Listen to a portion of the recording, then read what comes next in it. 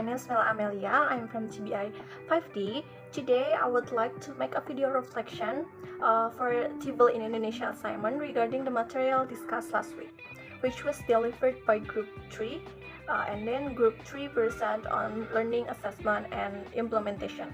From what I understood and from what I learned, last week discussed the material discussed about assessment and implementation.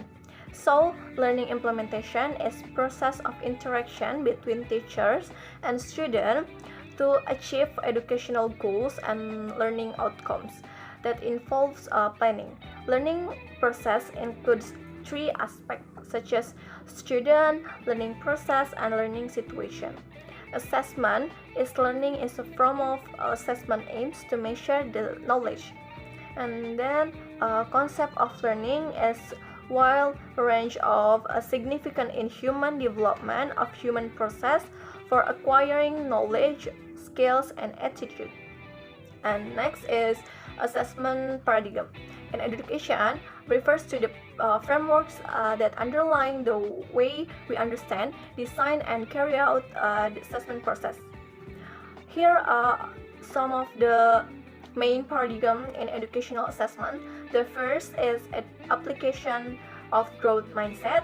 The second is integrated. Integrated, it means knowledge and creativity must be balanced. And the third is flexibility in determining assessment time.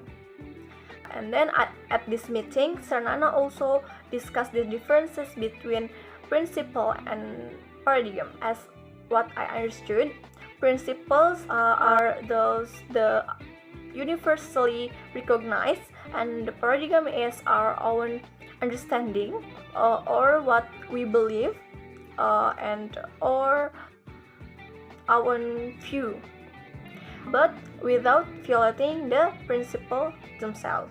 Apart from that, we also discuss the learning must be transformative, refers to the student or student center, not more focused on the teacher. And then next is type of assessment. There are three types of assessment. The first is diagnostic assessment, formative assessment, and summative assessment. Diagnostic assessment is at the beginning. There are two types of diagnostic assessment. The first is cognitive diagnostic assessment, and the second is non-cognitive diagnostic assessment. The second is formative assessment.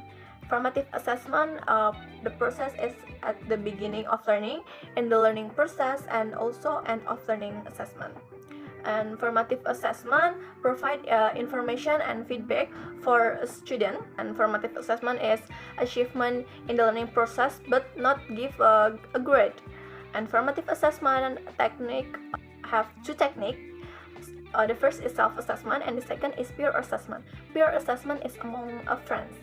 And then the third is summative assessment. Summative assessment is process assessment at the end of learning. Not only test, but it can also like a project, observation, presentation, and etc. And then Sarnana is also said every assessment, not only you assess the knowledge, but you can assess also the attitude. And then the last part that I got from the last week lesson is the assessment rubric includes knowledge, skills, and attitude.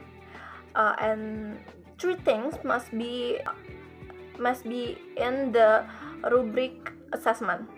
And what else? I remember about one thing. I asked in the classroom about TPR, and after Sarnana explained, I feel better understand. So from what I understand, TPR is language learning method combined with the physical response intervals in the movement. Okay, I think that's all for me. Thank you for your attention and thank you for watching. Bye bye.